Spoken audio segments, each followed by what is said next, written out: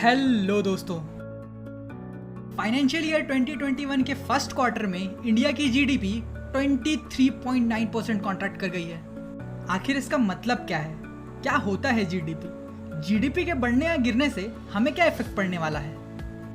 अगर आपके सवाल भी कुछ इस तरह हैं तो ये वीडियो आपके लिए है। So let's begin.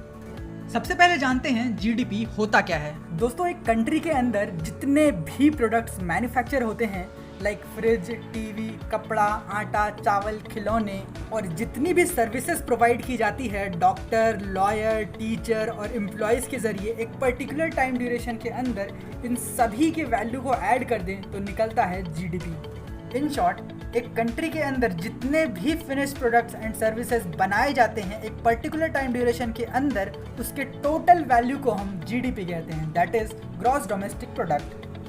Finished product यानी वो प्रोडक्ट्स जो बनकर मार्केट में बिक चुके हैं। अब समझते हैं जीडीपी ग्रोथ रेट क्या होता है। इफ सपोज 2019 में इंडिया में टोटल 1000 रुपए के फिनिश्ड प्रोडक्ट बिके और 1000 रुपए की सर्विसेज प्रोवाइड की गई तो टोटल जीडीपी निकल करके आता है 2000 रुपए। और वहीं 2020 में टोटल 1200 रुपए के फिनिश्ड प्रोडक्ट बिके और 900 रुपए की सर्विसेज प्रोवाइड की गई तो जीडीपी निकल करके आता है 2100 रुपए। अब यहाँ पर डिफरेंस कैलकुलेट करें तो ये निकल करके आता है 100 रुपए का, दैट इज 5%। यानी हम यहाँ पे कह सकते हैं कि जीडीपी 5% से बढ़ गई है। दोस्तों, इंडिया में जो फाइनेंशियल ईयर है वो 1 अप्रैल को स्टार्ट होता है और 31 मार्च को ख़त्म होता है। और इस फाइनेंशियल ईयर के दरमियान 4 क्वार्टर्स होते हैं। अप्रैल, मई और जून फर्स्ट क्वार्टर में आते हैं, जुलाई, अगस्त, सितंबर सेकंड क्वार्टर में आते हैं, अक्टूबर, नवंबर एंड दिसंबर थर्ड क्वार्टर में आते हैं और जनवरी, फरवरी और मार्च फोर्थ क्वार्टर में आते हैं। अभी जो जीडीपी के आंकड़े आए हैं वो फर्स्ट क्वार्टर के आए हैं, दैट इज अप्रैल, मई और जून के।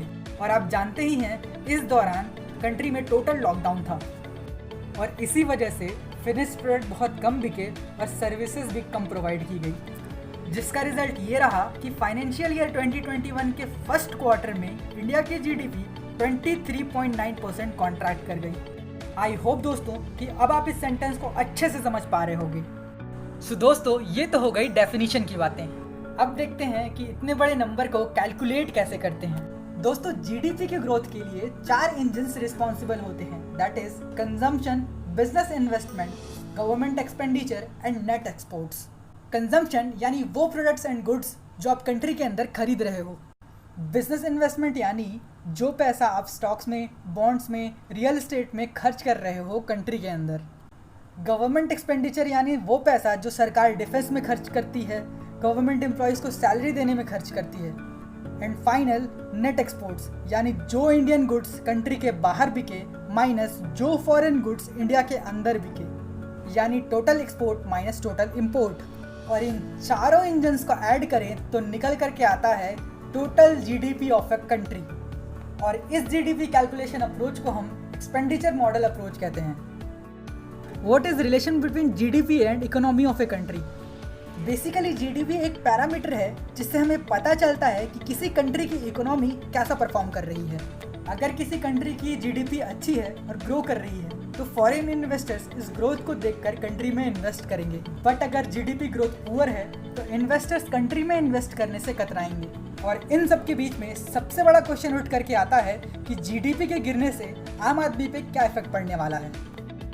दोस्तों, जीडीपी के गिरने से कंट्री की पर कैपिटा इनकम डिक्रीज हो जाती है।